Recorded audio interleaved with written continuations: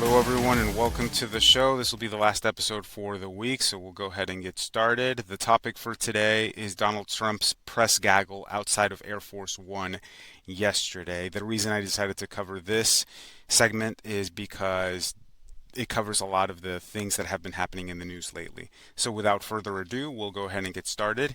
In this first clip, Donald Trump is asked if he believes personally that the Federal Reserve is an independent body. This was his response. Do you believe the Federal Reserve is an independent body? What do you think about the independence? Oh, it should be, but I think they should listen to smart people like me. I think I have a better instinct than him. If you look, all the economists got it wrong. I got it right along with one other people out of 100. So they should listen to people that are smart. Nothing wrong with that. But they have to make their own choice. But they should listen. Two things there. Donald Trump says that the Federal Reserve should listen to people who are smart like Donald Trump.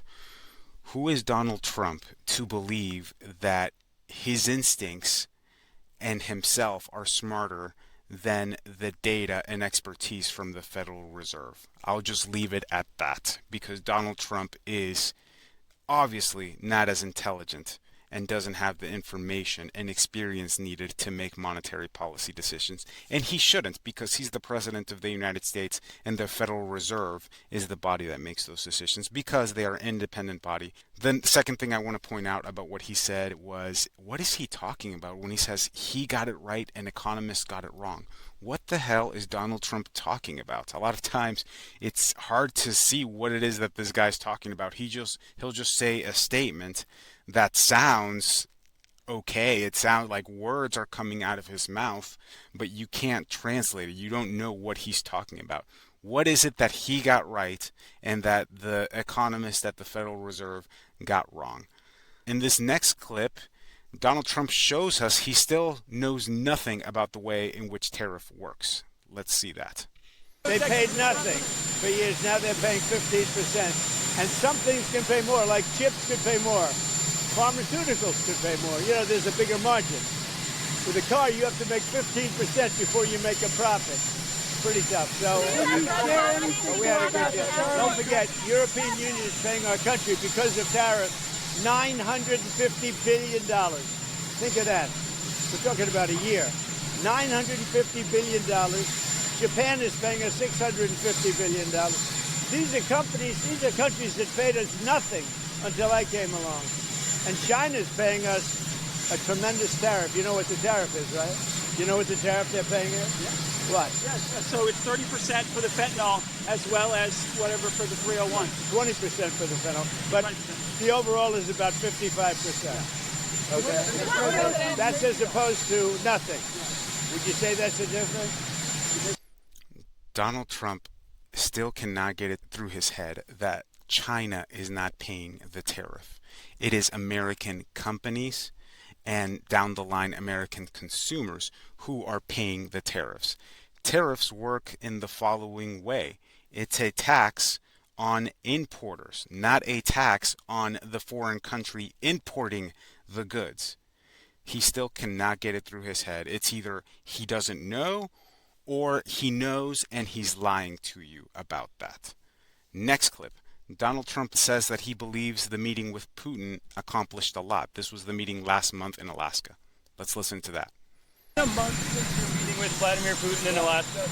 A month on, do you think that meeting accomplished what you hoped? Yeah, it accomplished a lot, but it takes two to tango also. You know, those are two people, Zelensky and Putin, that hate each other. And it looks like I have to sit in the room with them because they can't sit in the room together.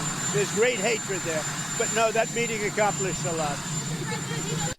Let's be clear here. That meeting accomplished nothing more other than giving legitimacy to Vladimir Putin in the eyes of the world.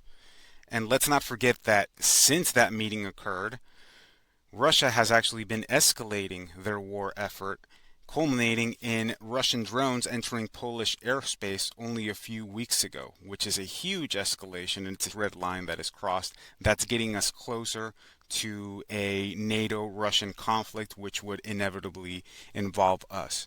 Donald Trump is somebody who said that he would end the war within 24 hours of taking office. That is what he promised the world. That is what he promised his voters. He is failing. He has not done that. And his strategy of being nice to Vladimir Putin and Russia is not working to de-escalate the war. Moving on, in this next clip, Trump is asked about a possible U.S. invasion of Venezuela. Narcotics in Venezuela. Narcotics in Venezuela. President Maduro in Venezuela says that he's getting ready to invade his country. What is his message to him? Well, I would say this right away. Stop sending Tren de Aragua into the United States. Stop sending drugs into the United States. We knocked off actually 3 boats, not 2, but you saw 2. And the problem is there are very few boats out in the water. There are not a lot of boats out in the water. I can't imagine why. Not even fishing boats. There's nobody. Nobody wants to go take a fish. So it's one of those things. But I would say to him very strongly, stop sending people from your prisons into our country. They're sending their prisoners. They've done that already. So the numbers just came out. Another month with 0 people getting into our country. And these are figures, John, with people like you that would like me to do badly. Nobody has ever done on the border like I've done. Okay. Trump doesn't directly answer the question about whether if he is considering an invasion of Venezuela. The answer, and the reason I want to talk about this is because I have colleagues and family members who are closely watching this because they are Venezuelan, and there seems to be this hope that the U.S. is going to invade and take Maduro out of power. I just don't think that's the case because, number one, Trump needs Maduro to justify his extreme immigration policies here at home. What are Trump's immigration policies if there isn't the enemy of Tren de Aragua coming into the United States and Maduro sending them? If that threat is eliminated, then he can't justify his raids, or it makes it harder for him to justify his ICE raids. Also, if he wanted to invade Venezuela, he would need a much bigger force than what is present right now. When the United States invaded Iraq, they needed a joint force, and in fact they actually needed a coalition. We're talking about different countries just to invade. At this point, all we have is the Navy and a few ships, and they've also only attacked small vessels at this point. All evidence so far points to this being an anti-narcotics operation, not a military invasion of a state. And also, one last thing is, I've been following Venezuelan news, and specifically news coming from the Maduro regime, that is news that is friendly to him. I was watching a military parade they were having where they were exhibiting their military capabilities that they've just handed out to their civilians, and Maduro was there front and center in the middle of this canyon with all of these other soldiers, and he was just in the middle, uncovered, unprotected. If the U.S. wanted to take him out, they would have done it right then and there. The U.S. does not want to take him out. The U.S. needs Venezuela there to be able to justify their extreme immigration policies here at home. In this next clip, Donald Trump suggests that Attorney General Pam Bondi should go after reporters that don't treat Trump nicely. Let's listen to that. Just going to go after hate speech. Is that, I mean, a lot of your allies say hate speech is free speech. Should probably go after people like you because you treat me so unfairly. It's hate. You have a lot of hate in your heart. Maybe that they'll be come after appropriate? ABC. Okay, what this is an admission that Donald Trump is going to use the murder of Charlie Kirk to go after his political opponents, and he's going to start policing speech. This is the President of the United States, folks, challenging the First Amendment of the Constitution, which guarantees freedom of speech. We should all be afraid when comments like this come from Donald Trump. We should not be desensitized to it.